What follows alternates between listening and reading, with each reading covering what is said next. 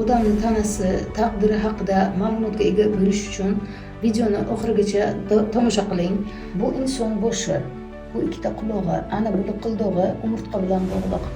Bu umurtqa kindikgacha va kindikdan pastga 33 dona umurtqadan tashkil topgan bo'ladi. Bu liqildoq 40 kun ichida yopiladi. Buni ham o'ziga yarasha sirlari bor.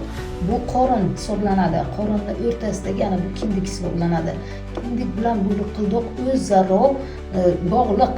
33 ta umurtqa kuchi bilan, o'sha uchun tasbih ham 33 soni bilan tashkil topgan deb o'qiladi. Bundan tashqari bosh miyamiz 4 ta bo'lakdan iborat. Bu 4 bo'lak Qur'onning ichidagi 6666 oyatini tashkil qilgan 12 tun va 12 kun ichidagi inyan hisoblanadi. Bu inyan ikkiga bo'lingan tun va kun hisoblanadi.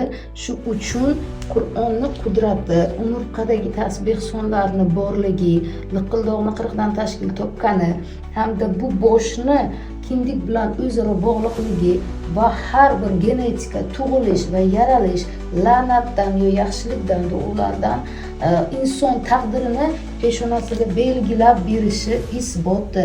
Bizga obuna bo'ling, ilmlarimiz davom etadi.